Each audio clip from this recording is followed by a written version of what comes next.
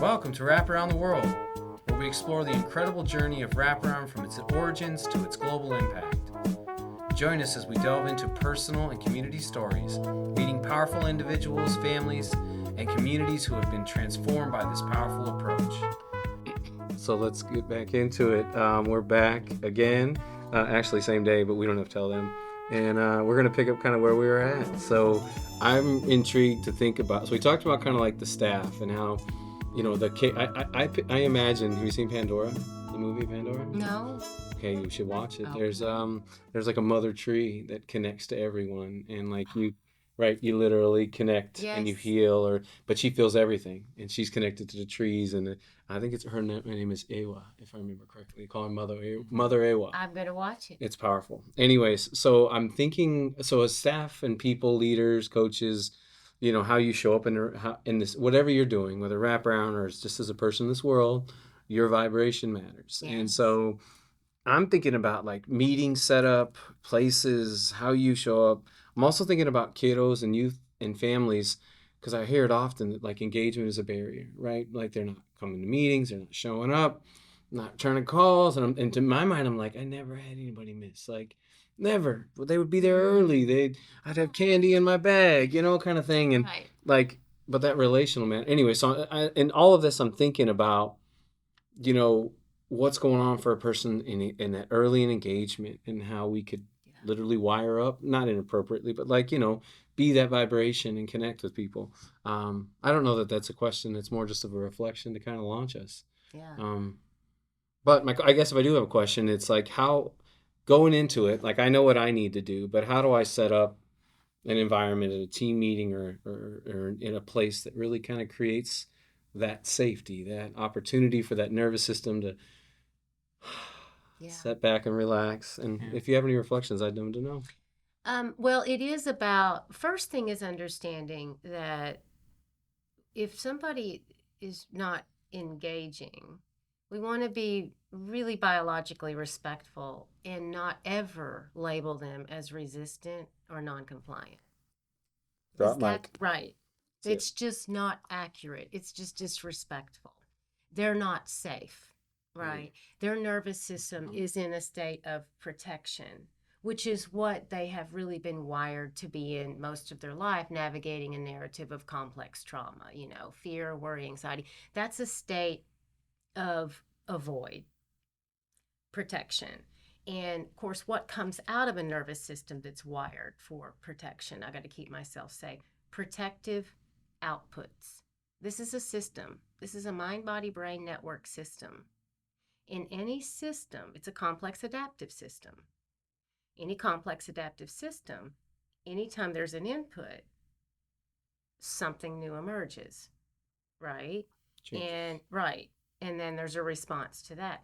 The inputs, multiple inputs into the family system, and each one of them is systems, have mostly been assaults more than care and love. So it's been constant biological insults to that system, mind, body, brain, everything. And so what comes out of a system that's in a state of protection are those outputs. What are those protective outputs?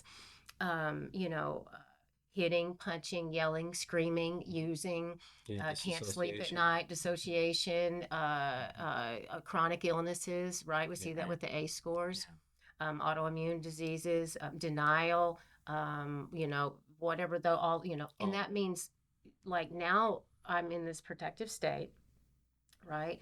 I'm coming in.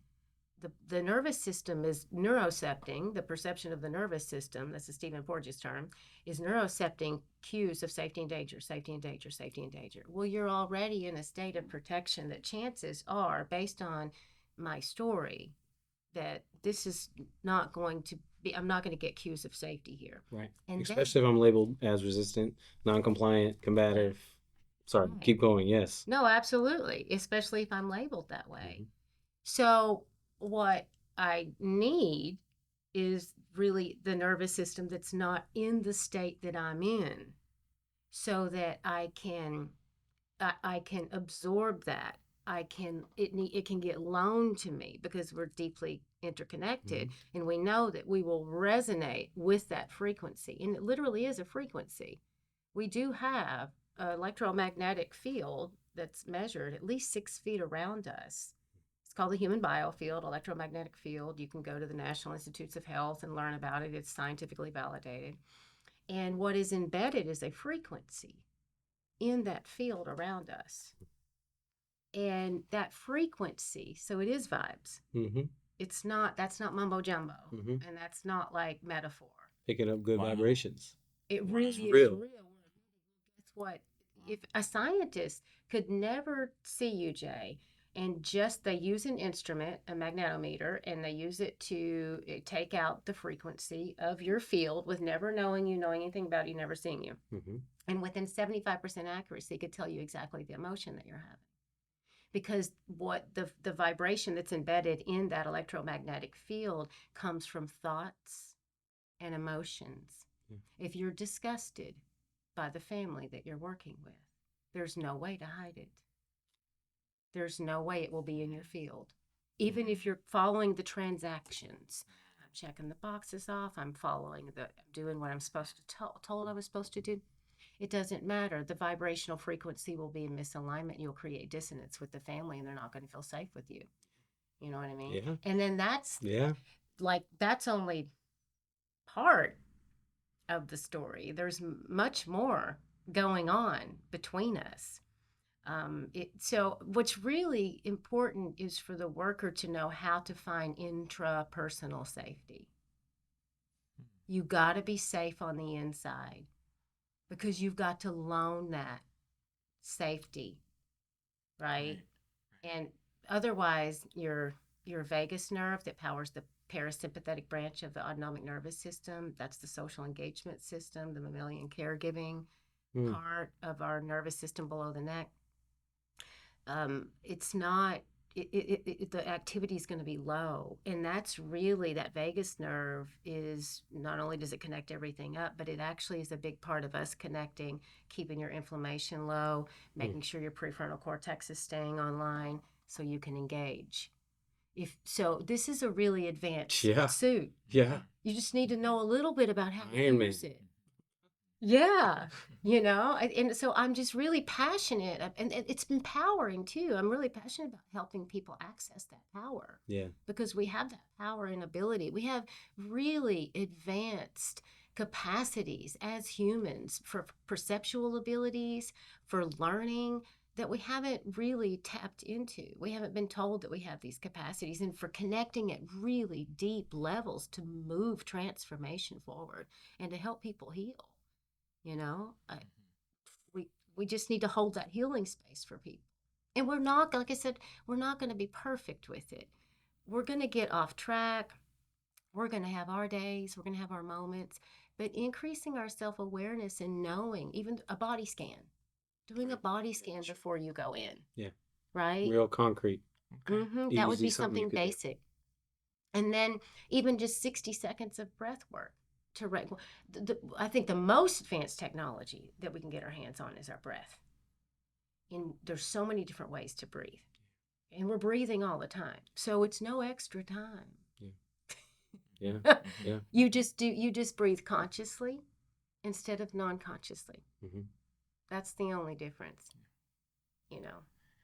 Yeah, breathing's really hard for me. Well, and there's I know there's an app for everything, but I am recently engaged in a breathing app, and it, for 1 minute, right? It says, inhale and do it, and I thought it was just me or them just pushing it, but it does seem to be different when I do it. And I'm thinking, this is just me. I'm making this up. It's not really helping, but I'll do it because it says. Yeah. So I'm looking and I'm doing it. I'm trying it.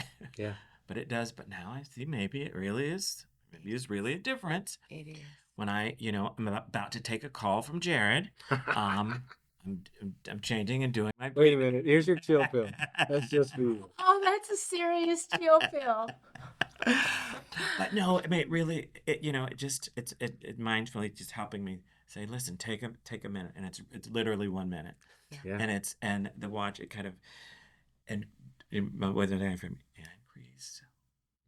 Go. It's really, and I feel like you're being silly. It's Stop, it's gonna stop looking connect to at what this I'm watch. calling and give you a warning. Stop looking at this watch telling you to breathe. Stop it. You're being silly. That's hilarious. But I know, but I I do agree. feel differently. So I was I'm gonna thinking take about it the more seriously now. Mhm. I was thinking about the technology, Yeah. right? You described to measure the frequency, and I was like, my kids know. My children could Yep. see it before even come in the room. They Yep. know like if dad's in a good mood, if I'm tired, if I'm Yeah. behind, if I'm whatever it might be. And so like it's like we're talking about crazy technologies that are really not so crazy. They're innate in all of us. That's right. Like yeah, that's quite profound. Even just thinking about how you show up. And I mentioned struggle breathing. Mainly my brain goes, is all over the place. But I found is like tactile, really like input at the same time helps. I like sand. I have sand. I have different things, shells. Maybe it's weird, but it helps me do that. Another type of grounding or music or Yeah. like that. What's Esther Pearl call it? It's an erotic something or other. It's a compelling word that makes everybody go crazy, but it's the idea of taking your shoes off, put your feet in the grass, Uh-huh. right? Oh, Laying down grounding? under the Earthing? moons. She's got a word for it I really like. I can't think of it, and it's like, and erotic is part of it, but it's like this idea of not taking it out of like any like sexual ideology, but into like this idea of connecting to the world around you in Yes. that way, like Yes. laying below the moon, right, and the Yes. stars, and Yes. yeah. Anyway, Yes. what else do we want to talk about, Tracy? Well, can you explain? I think you did this a little bit, but how the connection with trauma and maybe ACEs impact like brain development. Yeah. Is that can you help with that maybe and behavior? Yeah, it's profound, right? Which is why we saw the outcomes we saw with people who have higher adverse childhood experiences scores with respect to health, right? Longevity. I mean, die younger, right? Statistically. So when the complex trauma is really just this prolonged activation of the physiological stress response over and over again, no recovery, and not the ability to cope. We can have the physiological stress response activated for short term stressors, right? Mm-hmm. And it's fine. It's actually very good for us. Right. Like, Lifting weight, working out, it's gonna be good for your heart, yep, good for your body, good for your mind. yep. Yeah. Yep, cold plunge. Correct. Those are Oh yeah. Right. popular Yeah. now, right? All of the like that's a hormetic effect. Or even Sweat. prepare. Yeah, it's very good for you. It's we're even prepared. This technology that we have inside of us is prepared to manage a threat for a short period of time. But when it's extended, it's upregulating the inflammatory pathways. It's changing the composition of the microbiota in the gut, which is where so many of our neurotransmitters are produced, right? It's activating the HPA, hypothalamic pituitary axis, cortisol over and over again. What happens with cortisol? That's a mind-body connection, right? That cortisol is actually released from the adrenals, signaled through the hypothalamus and the pituitary in the brain. But then what does it do? It goes up, crosses the blood-brain barrier, and it attacks what areas? Prefrontal cortex, hippocampus, memory, decision making, self regulation. So, and then the amygdala, that's the part of the limbic system that's associated with like fight or flight. Mm-hmm. It's often considered the emotional center of the brain. It will grow. So you can see how the brain is changing, right? Yeah. You've got the fear circuitry growing and expanding. You got the self-regulatory capacity, the area that modulates that. Literal inflammation too in the body. Right? It really is inflammation. Yeah. I think that's a really good way to look at it. And we now know depression and anxiety are really often considered now inflammatory disorders, which is why there's a huge connection between the gut, the health of the microbiome, the microbiota, and the brain. But it's not just the cranial brain. A lot of people think we just need to work on this cranial brain, right? It's not just the central nervous system. So much is below the neck in the autonomic nervous system. Of course, the gut's the enteric nervous system. And we really have three brains. Yeah. We've got one in the skull, one in the heart, and one in the gut. But we don't think about those. Mm-hmm. and they play a huge role, which is why I believe you can literally rewire a traumatized brain through somatic practices, which is Mhm. a lot of what I've done with my yoga practice as a yogi. Um, Rewiring pathways in the body and activating different branches of the autonomic nervous system, that the heart actually synthesizes that data and sends signals up to the brain. Like 9 out of the 10 signals in communication between the cranial brain and the brain and the heart are coming from the heart up. Like visceral organs, it's taken information from the visceral organs.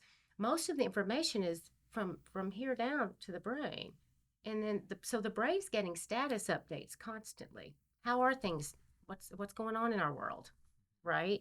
And it can upregulate inflammation, shut down prefrontal cortex, Yeah. and fire up amygdala, or it can open up connection networks, learning pathways, and that's what you want at RAP. Right. You want those learning centers activated because those have Because of connection. because of connection Because they're less grit, fight, flight. They're open to connection and healing. and connection's key because that's the heart of healing is integration because of the fragmentation that has happened, Mhm. not just fragmentation from self. If you look at some of the work of IFS, internal family systems, or Yeah, all the sure. different parts, right? Yeah. I've been on a healing journey my whole life. I've had to Say it hang out with a again. lot of different parts. Say it again. Yeah. I couldn't get rid of them. I've had Yeah. to become friends with all of them. Correct. Integration of your shadows, your all of it. All Yeah. of it. Yeah. Yes. But from a neurobiological perspective, it's also integration in the brain, connecting up higher regions, some really Mhm. high human Mhm. parts of the brain with, like the limbic, so that we can regulate. I think you said capacity earlier when you were talking about resilience, Tracy. Couldn't think of a more beautiful word to describe it. It really is self-regulatory capacity. And that's what we're helping people to cultivate that didn't have that opportunity because they didn't have the co-regulation, Mhm.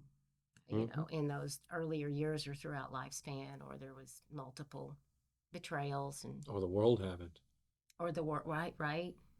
Yeah. Oh, well, we're this complex adaptive system. So depending on when the inputs are coming in Right. and what kind of inputs, like that's why COVID. two people experiencing the same thing the outputs might not be the same. Right. It might not be a protective output for somebody else, just depending on who they had wrapped around them, where they were developmentally. How you show up matters really a lot. It's everything. When you walk into a room, your energy speaks first, period. Yeah. Yeah. Yeah. Yeah. Yeah. Yeah. Your energy. Oh, I agree to always. that. Yep.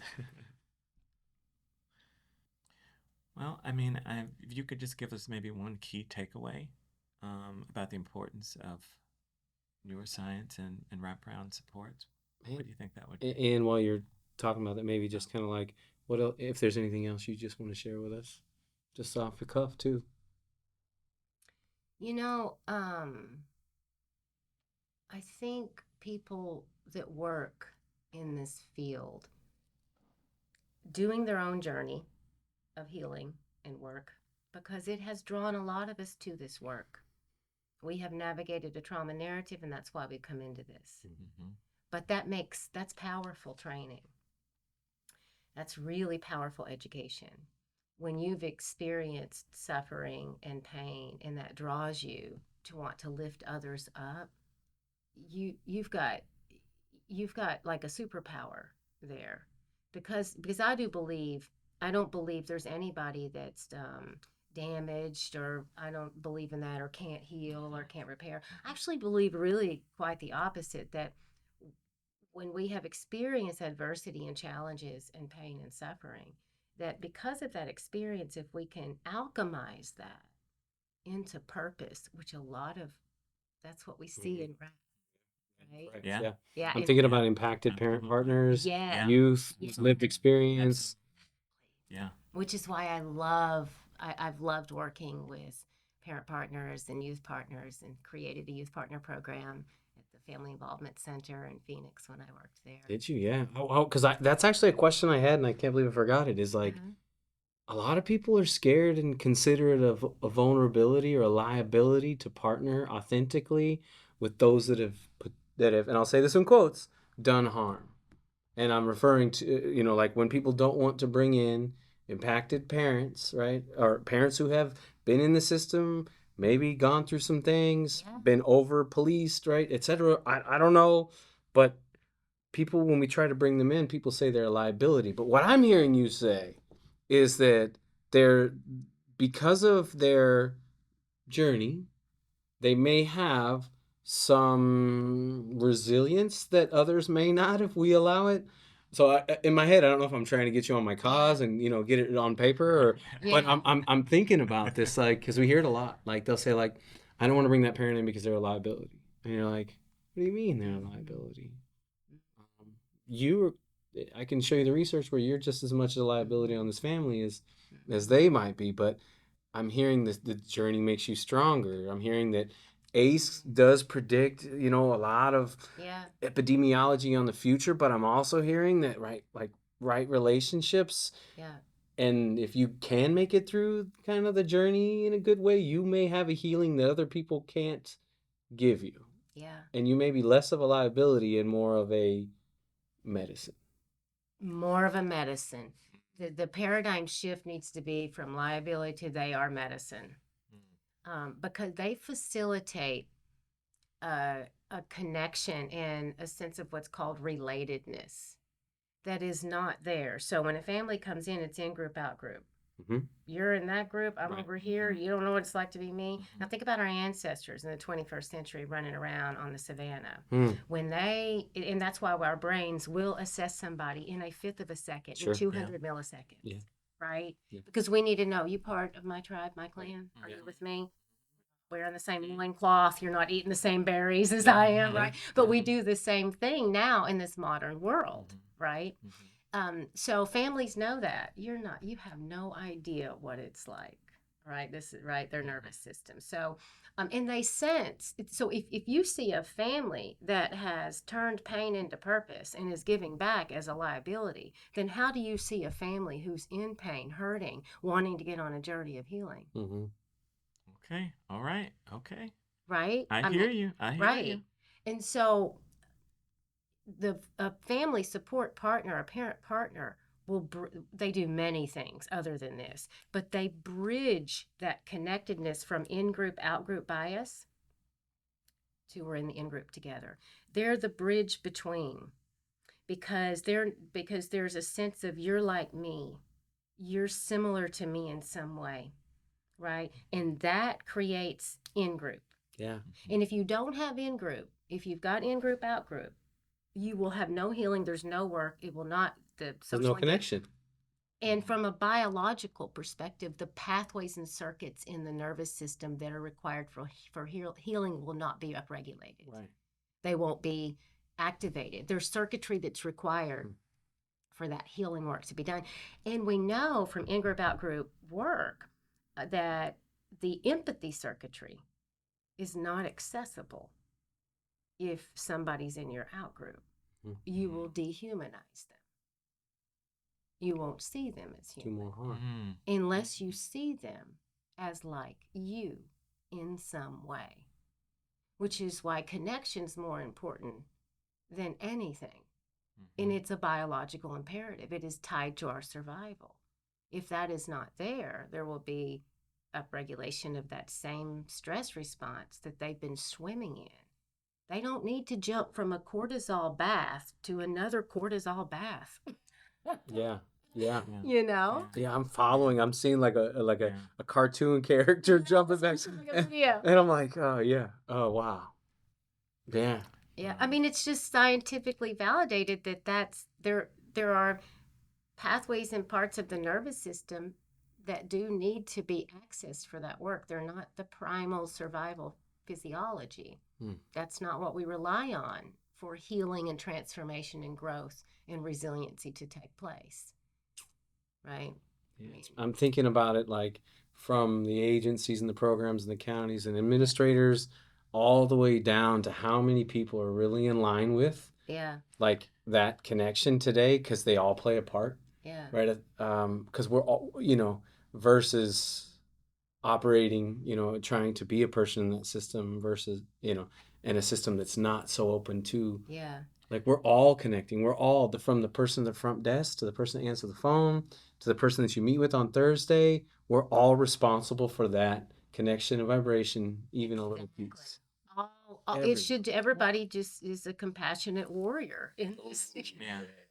Well, Yeah. and it goes back to something that I think I remember, kind of hearing you say, talking about the collective kind of intelligence of kind of bringing it all together. That we need it. We need to be on that level so that we are connecting to ensure that we are having that. And if we're not, then we're off. Like biologically, like we're not connecting together. We're not in community. We're not like we're literally and physically, biologically, we're off, and that's why we need to be in community. We need to be in connection. We need to be thriving, and that's the way for us to do that.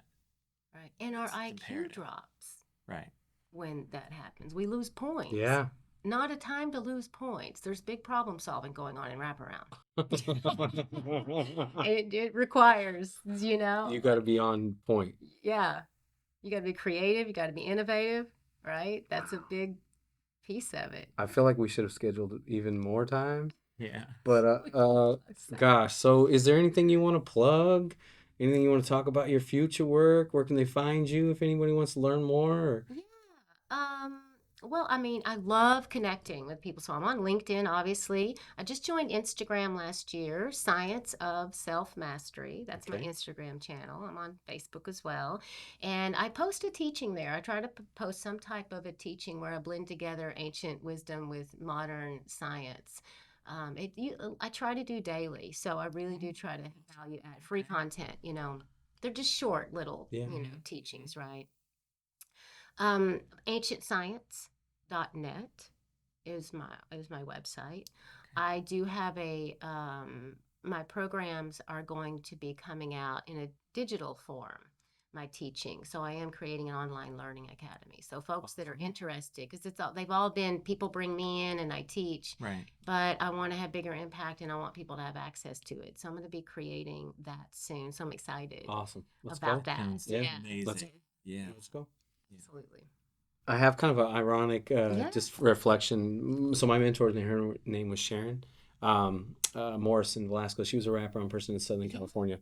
Anyways, it's so she used to talk all this stuff, and I didn't really understand it all Yeah. back then as much as I do now. Yeah. And so it was really great to kind of like get to set with you today and hear like some of the things that maybe was shared with me before, but wasn't able to chew on Yeah. concretely. And so I just personally, I feel really kind of extra special to have sat with even Prema today. Like you've been great, Tracy's been great, but I had this extra person and kind of hanging out, and I really appreciate that. So That's such a was cool. beautiful It was cool. reflection, Jay. cool, yeah. Oh, I just love that. That's meaningful. I won't forget that. Yeah, totally. Yeah. And you totally put off a very similar vibe. Maybe I'll put it on that. Yeah, Yeah. in a great way.